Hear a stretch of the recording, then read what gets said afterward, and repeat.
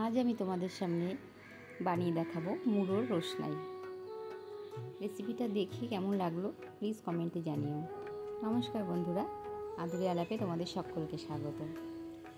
এই মুড়োর রসনাই বানাতে আমি প্রথমে মাছের মাথা নিয়েছি। যেহেতু আমার কাছে তিনটেই মাছের মাথা ছিল, সেই তিনটেই ভালো করে ধুয়ে আমি সেটাতে লবণ আর হলুদ দিয়ে ভালো করে মাখিয়ে রাখবো, কারণ মুড়োর মধ্যে লবণ হলুদটা ধরতে একটু সময় লাগে।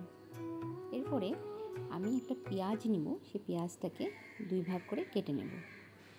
এই কাটা অংশর এক অংশ আমি বাটার জন্য রেখে দেবো, আর এক অংশ আমার মাছের রেসিপিটা তৈরি করতে লাগবে। এখানে আমি কড়াই বসিয়ে দিয়েছি।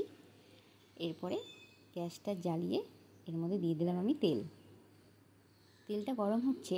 এদিকে আমি মিক্সিতে পেঁয়াজ যেটা অর্ধেক কেটে রেখেছিলাম, সেই অর্ধেক পেঁয়াজ, কাঁচা লঙ্কা এটা দিয়ে আমি বেটে নেব।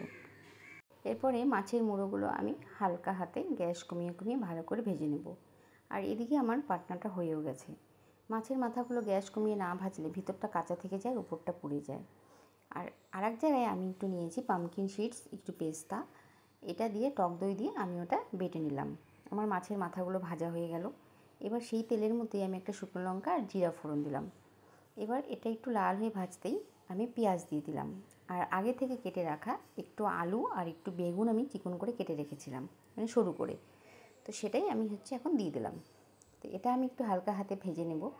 এরপরে আমি এতে দেবো হলুদ আর লবণ, পরিমাণ মতো হলুদ লবণ দিয়ে এটা নাড়াচাড়া করে এর মধ্যে আমি যে বাটা মশলাটা ছিল, এটা পেঁয়াজ আর আমি লঙ্কা বেটেছিলাম, সেটা আমি দিয়ে দিলাম। দিয়ে এটা আমি ভালো করে একটু কষবো। কষানো হয়ে গেলে তেলটা যখন ছাড়া ছাড়া হবে, তখন এর মধ্যে আমি একটু লঙ্কার গুঁড়ো দিয়ে দেবো। একটু লাল লাল না হলে এটা দেখতে ভালো লাগে না, খেতেও অত ভালো লাগে না।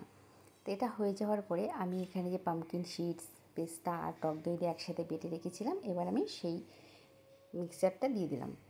সেই ব্যাটারটা দেওয়ার পরে এটা আমি ভালো করে নাড়াচাড়া করব এবং কষবো জিনিসটা।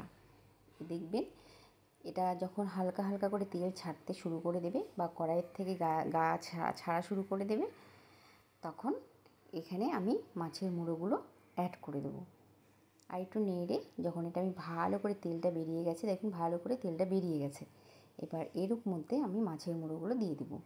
এবার অল্প একটু নাড়াচাড়া করে আমি মশলাগুলো দিয়ে একটু জল দিয়ে ভালো করে একটু নাড়াচাড়া করলাম, আর হালকা হাতে, যেটাই করতে হবে হালকা হাতে, কারণ মাছের মুড়ো ভেঙে গেলেই চলে গেল। এইবার এটা ঢাকা দিয়ে দিলাম। কিছুক্ষণ পর ঢাকা তুলে দেখুন কি সুন্দর কালার এসছে, আর তৈরি হয়ে গেছে আমার মুড়োর রসনাই। তো বন্ধুরা, রেসিপিটা কেমন লাগলো জানাবেন। নমস্কার।